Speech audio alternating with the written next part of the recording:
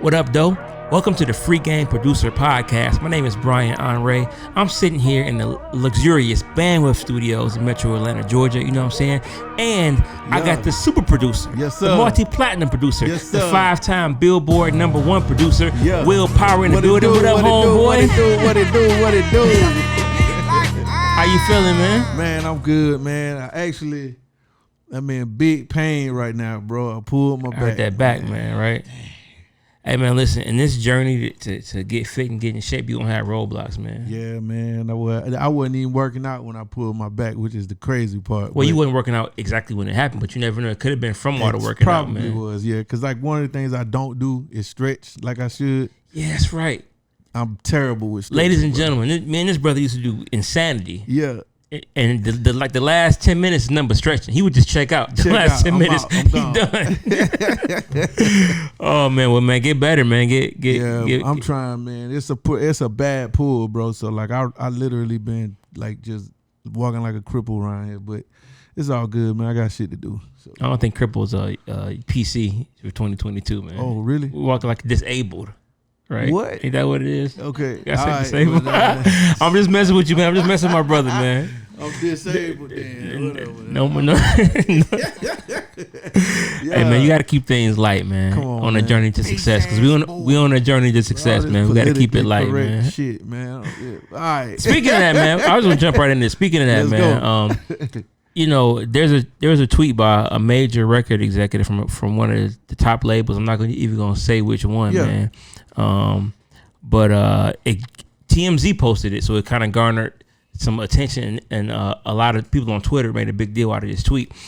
And the tweet said, basically, it's really crazy how exceptional we have to be as opposed to other folks. I guess he's speaking to black people, I guess. I don't know. Then it says they just need a C+ average, basically. If that. We really have to talk about that at some point. So basically, for other communities, they can be average and blow up. And then he followed it up a couple hours later saying, I guess I really wasn't clear here because a lot of people missed the point. Racism, systematic racism. That's the point. Now, TMZ posted an article because a lot of folks were correlating that with Jack Harlow. Jack Harlow has a #1 song on the Billboard Hot 100. Oh, yeah. Dope record. So I guess they're saying that, you know, if you're of other communities, you don't have to work as hard. Me personally, let me just say this, man. Like, while that may be true, that's true in life, though. We know as African Americans in the urban community, you know, we got to put in more work. But I just feel like we got to kind of move past always complaining, first of all. And number two, in Jack Harlow's case specifically, man, we don't know how much work that young man put in. So I mean, I don't know who said it, but I know Jack Harlow dope, bro. Like, yeah, well, I just think, well, you can look it up, man. It's on TMZ. I'll definitely check it too. It's because I don't want to, because the person that said it, I think is dope, and he's part of a dope label, so I don't want to you know, kind of. But it's like, I just think, man, like certain realities can be true, but you got to be careful because somebody like Jack Harlow, who, you know, put in the work, so I kind of like, we don't want to discredit nobody. Yeah, I mean, I like you said, I gotta look into it, so I got a real unbiased opinion on this right now. And my personal opinion is like, whoever that is, it seems like it's just hate, you know, or I don't really know what it is. Maybe it's deeper than we think. But at the end of the day, I mean, Jack Harlow is, to me, is not really the artist I would go after to try to. You know, well, I will say this too, say like it's privileged or something, like, because I mean, dude be working like. I mean, there is a certain thing is privilege, but I mean, come on, man, like. I mean, we live in America, bro. Like, what? Like, I don't even know that that's even a thing. I guess my free game is to like, I want us to work hard, man, and not use things as crutches. Yeah. Use certain disadvantages as like an excuse, because we know we disadvantaged from the time we born. We know some systematic issues in the country, but we got to move past that, man. Yeah. You know, and we can't hate on nobody either. You know what I'm saying? We don't know how people work. So I just, you know, again, if you've been watching the Twitters and the TMZs, you know what I'm talking about. I wanted to bring that up though, man. We got a dope interview today, but I do want to highlight some of the music that came out, man. Yeah. Remember J.I. Rodham, man? He's one of the dope producers, yes, man. Sir. Rodham. Yeah. One of the dope producers from like the G Unit era, man. Aftermath and Shady. Super dope, man. He actually got an album with T Grizzly. Damn. That came out called Half T, Half Beast. And it's a trip because this particular album, man, he did, I think, out of like the 17 songs, he did like 14 of them. Oh, that's crazy. You know what I'm saying? And it's really, really dope. It sounds current, man. It's like a Midwest sound mixed with his little like kind of Florida, you know what I'm saying, synthesizers, man. It's real dope, man. I just wanted to highlight it because I enjoy it. You know, I listen to everything every week. Yeah. But it's rare that I really enjoy something like I enjoyed this particular project, man. Yeah. And I know to have one producer from like kind of our era, if that's even the word, from back in the day, kind of come now with, you know, with the new shit to kind of make it work. So that's pretty dope, man. Yeah, shout out to J.I. Rodham. Also, Hella was on there, man. And Beats is on there. And DA Got That Dope is on there as well, man. But not a lot of new music, man. Want to shout that out, man. But we got a dope producer today, man. Yeah, man. Twysted Genius, Twysted Genius, man. That shit's crazy. You know, so he got the QC chain on in the interview. So glistening. So you look at the QC chain. He's one of QC's producers, man. He's worked with, you know, Lil Baby, man. City Girls, Gucci, man. Moneybag Yo. Yeah. You know what I'm saying? Dope that's producer. Another, you know, group of executives I'd like to talk to at some point. And it wasn't them that said that from what I talked about earlier. It wasn't them. It wasn't them. Yeah. Okay. Want to make that clear. That's all good. I mean, yeah. But I can't wait to do this, man. Let's get to it, man. FreeGame Podcast. Let's go. There it is. Free game.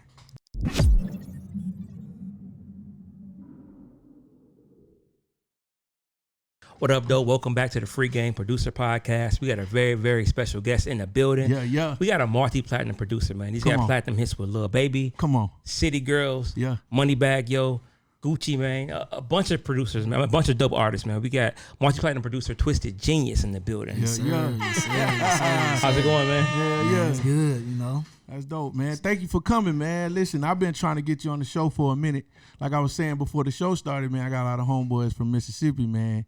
And like you are like the, you know, the poster child right now from the SIP, man. You know, producers that have blown up and doing really big things, man. So I thank you for coming on the show, man.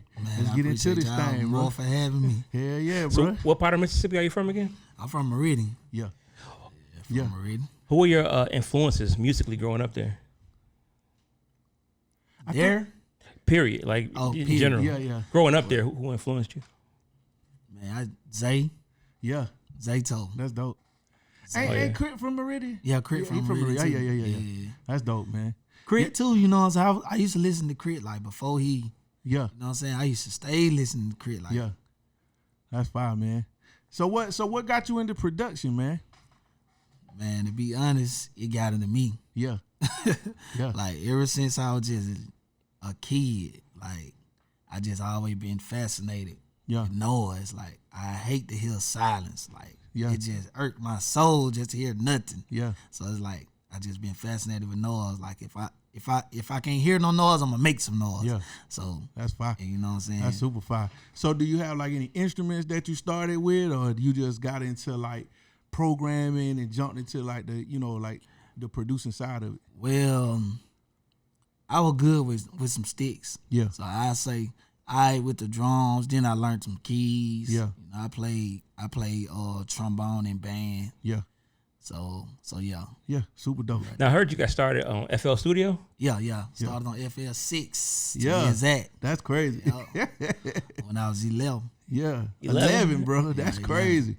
That's dope, man. So when you got into it, man, was it just a hobby, or did you always feel like, you know, you was gonna build yourself up to a point where you'd be producing for artists? To be honest, I don't even usually say it too much. Yeah. But like, to be honest, I already knew like, okay, this is what I'm supposed to be doing. Yeah. Like, cause when I made my mind up a long time ago, like, I'm really good at this. Like, and it's just like, okay, this is what I'm gonna do. That's fine. This is it. That's all I'm gonna do. Yeah. So who was the first artist, if you remember, that jumped on one of your beats? Locally? Anybody, yeah. You know of a local, you know what I'm saying? You know of a local. I never forget, you know what I'm saying? Yeah. It was some guys in the city, they used to call themselves Killer Count. Damn. You know what I'm saying? And shout out to Killer Count. Yeah, shout out to them boys, man. Them boys used to go crazy back in the day. Yeah, man. But like, and you know, some of them used to make beats over there, you know, right when I was starting doing my thing. So yeah, like I used to make beats, and they used to be like the first ones I took them to. Yeah. And like at first, you know what I'm saying, like they weren't rapping on them, you know. Then I started getting better, so then they started getting on the song. Like, okay, we might be on to something. So that kind of kept me going too. So I'm like, okay, I must be on to something. Like they messing with them now. Yeah. But yeah, they was some of the first ones to get on them. That's super dope, man. What is that? After that, is that what kind of made you want to move to Atlanta, or like what made you take the step to come to the A? Because, you know, Mississippi, bro, I mean, it is what it is. You know, it ain't a music town. It ain't a music, state. I mean, it's a lot of music there, but it's not like a music industry there. Yeah. So what made you decide to, you know, take that? Take networking, coming back and forth. Like, I was always back and forth. And it like, everybody used to be like, man, you got that Atlanta sound. You need to be in Atlanta. You need to be in Atlanta. This way back when I'm in school. Yeah. Like, so I'm like, I want to.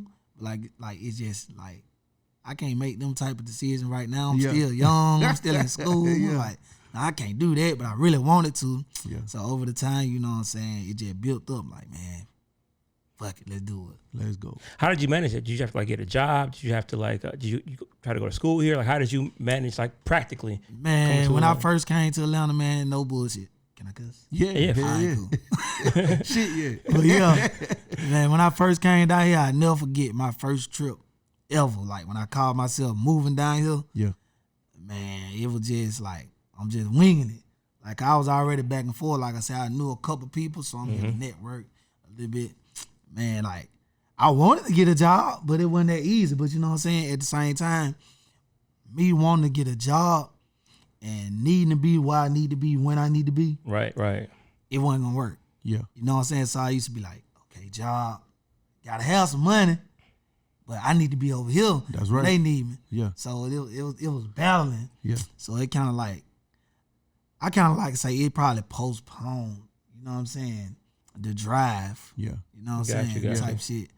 So that was crazy. It's hard, man, like making a decision like that. I always tell people, man, that first step is the hardest one. Yeah, man. It's the hardest. It's the only one you got to But you got to bet the house on yourself. Like, I always been like that. Now I'm finna bet the house on me, period. Yeah. And I did that, you know what I'm saying? Like I said, came down, just network.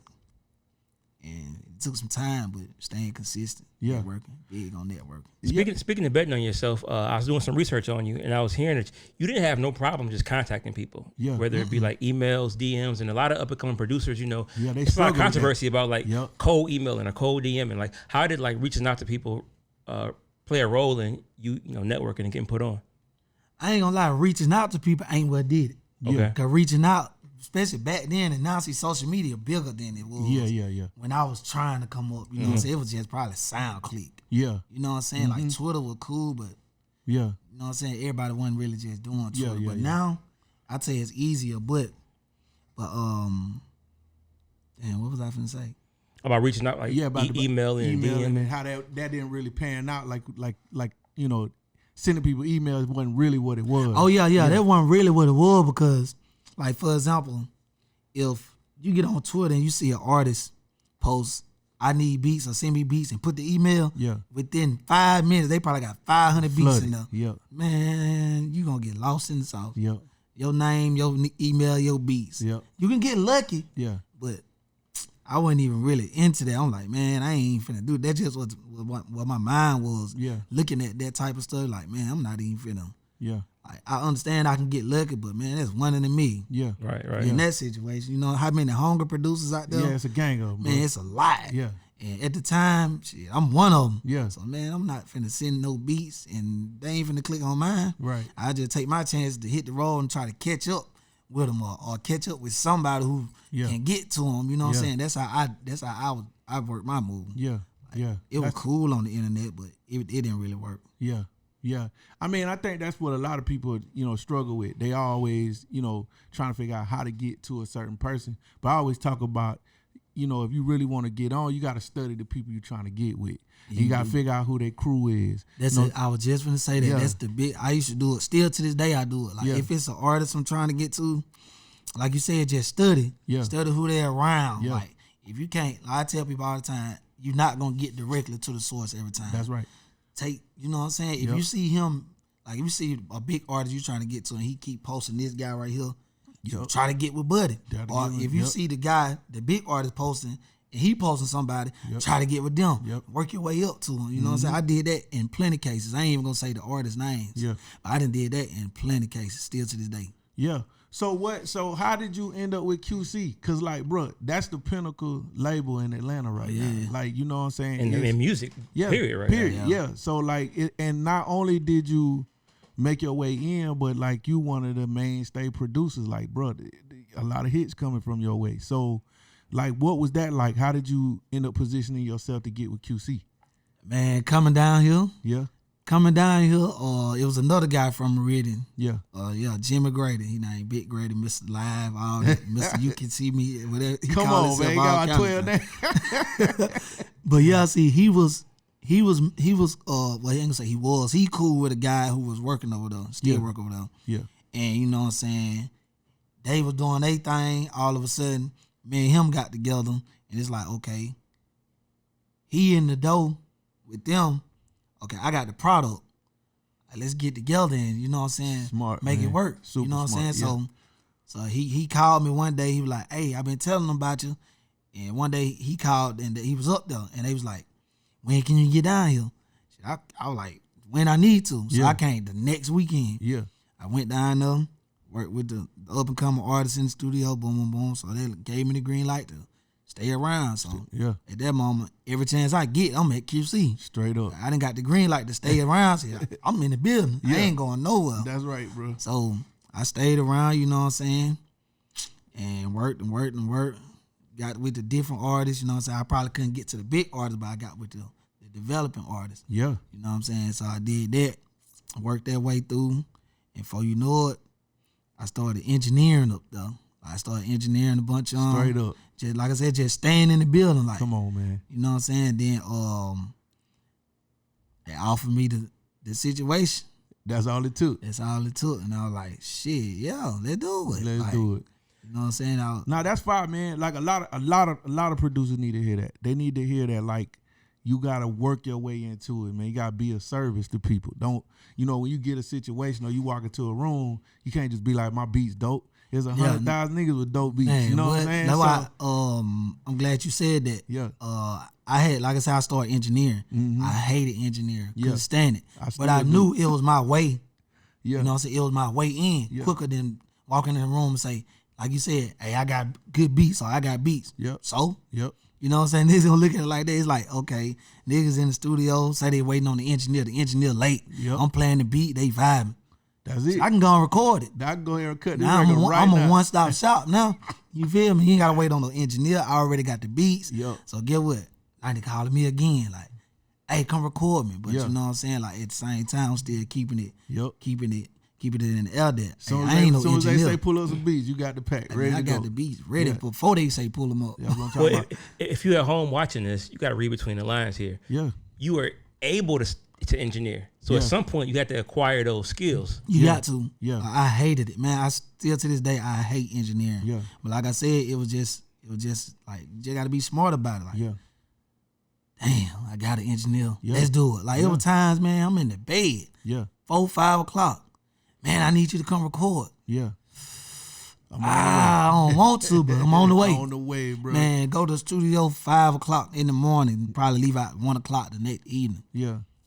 It's all good though. It all paid off. It all paid off, yeah. You know what I'm saying, man, because I mean, we got a playlist of about 20 of your beats, bro. Just slappers. You know what I'm saying? All like major placements, big time, big records. So it's like that's the type of moves you had to make to get to that point. Exactly. You know what I'm saying? You're looking at that last Lil Baby album. You know, that album, in my opinion, should have been at least nominated for a Grammy. It was arguably at least that motherfucker should have won. It was like it was so crazy. But I just knew. I was like, man, we got the biggest album this year, next year, so all that. What was that like though? Because that album, you can say that was the best album. What was it like producing on there? It was crazy, man. It was unbelievable for me because, like I said, coming in the door, you know what I'm saying. Even from me getting the information or getting the call that Something to Prove was going to be the single, like I didn't even know it was going to go like it went. You know what I'm saying? And it was just huge, man. It was just unbelievable. It's still like, dang, this really happened, like, to me. Yeah. You know what I'm saying? Like, especially with the #1 Billboard on the producer's chart. Like, oh man, come on. I ain't see that in a million years. Like, yeah. It's crazy, man. Like, bro, I mean, I think you should. I mean, of course, I know you are proud and taking this in, man. But like, bro, on the real, man, to put this in perspective, bro, like you one of the main producers at like the Bad Boy of this era. Cause you remember, man, back in the day, Diddy and Bad Boy, they had everything on lock. Anybody that was working with them, that was the ultimate group of people. And like now QC is that. You know what I'm saying? And I think that, you know, it says a lot, man, that you holding it down and doing what you're doing. And you came from Mississippi, man, which means a lot too, because, you know, you giving hope to these young producers who don't think they can get that. There's a lot of cats probably from right out your neighborhood that never believe they can get definitely. You know what I'm saying? Definitely. So I think that's dope, man. Shit. I used to try to do that, like even when I was in town, like keep everybody motivated. Like, man, you just gotta keep going. You don't know what can happen. You just gotta keep going. Yeah, I used to tell my homies that too, man. I'm from a little town called Columbia, South Carolina. So Jetson from there, Super Mario from there. They all from my hood. So, but the thing that we used to talk about, man, is like, bro, don't let that little 3-hour drive get in the middle of your destiny, bro. Like, get in your car, come to the A. Man, like, I used to drive for 4 hours from Mississippi with no license. Come on. I know exactly what you're talking about. I didn't have no license, man. 2010. I got my license. Right, it's crazy. Let me tell you the story. I got my license in 2010, still in high school. Soon as I got my license, I probably lost my license in 2 weeks. You know what I'm saying? Just on some traffic stuff. All that good stuff. Lost my license.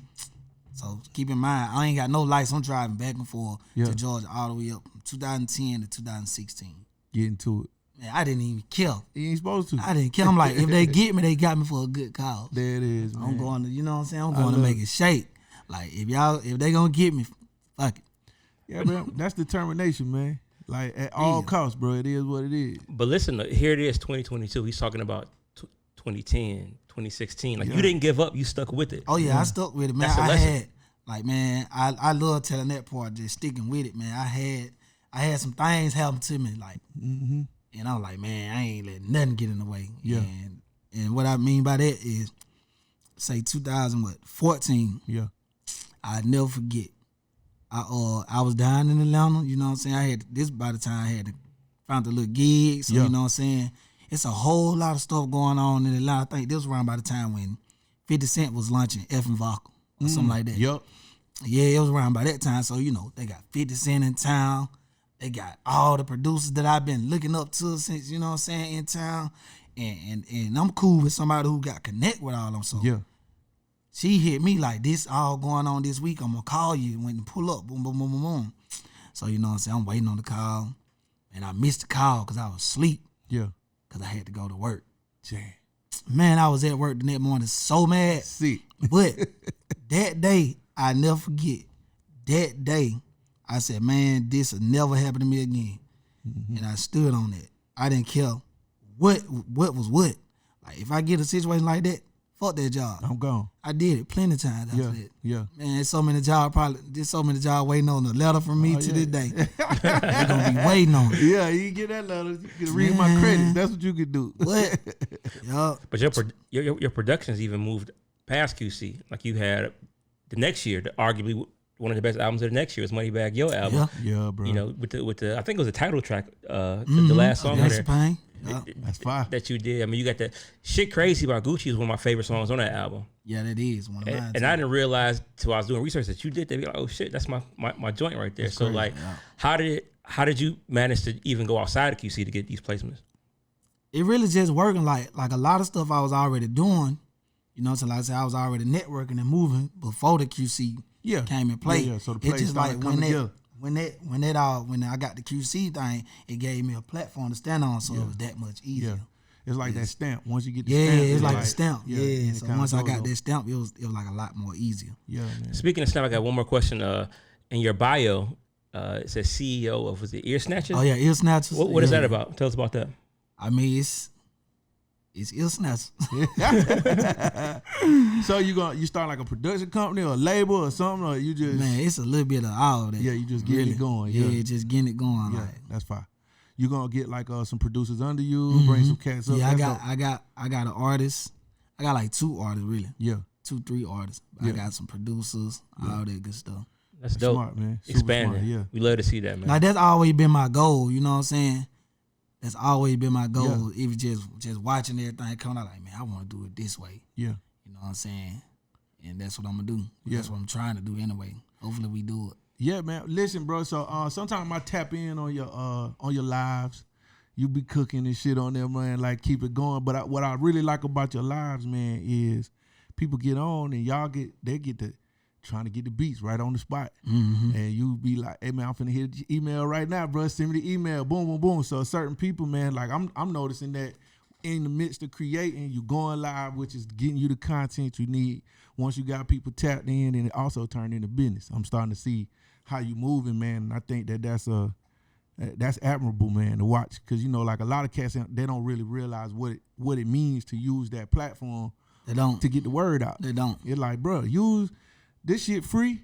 It's millions of people on it, bro. Anybody that check in, like, you didn't even know I was on there, but I seen it, and I'm like, shit, this nigga be's going crazy. I be telling people that, like, especially nowadays, you never know who paying attention. Never know, man. Like, and some people be like, they don't like to go live, man. You better go live. Go live. And the best part about going live is interacting with the people who on them. That's it, man. Cause like I tell people all the time, especially like not even by me even being a producer, even artist, like, man, go live, like, interact with the people. Cause even if they don't like your music, you can get them to like you as a person. That's right, man. You know what I'm saying? Like, and that's what you want. Yep. And I'm starting to notice, even by doing podcasts and little interviews and stuff that I be doing, a lot of people tap into me because of stuff I be saying and just off the personality and this and that and that. Yeah. You know what I'm saying? Like, it'll help grow.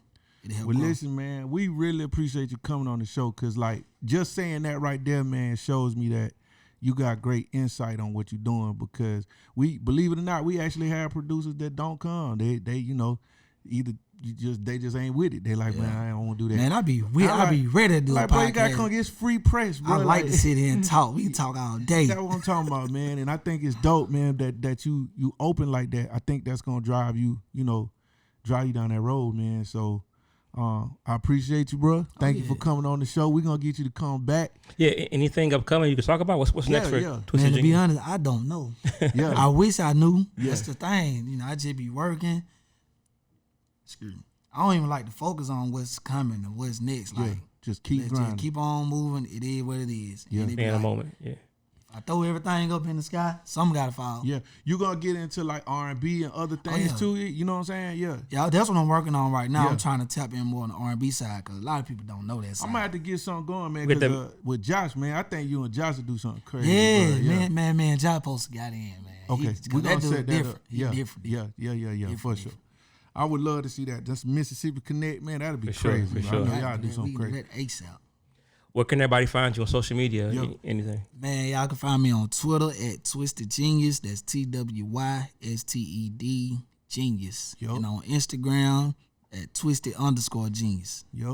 Right there. There it is. Thank you, man. Bro. Thank you. Appreciate it, man. Yeah. Yes, sir. FreeGame Podcast.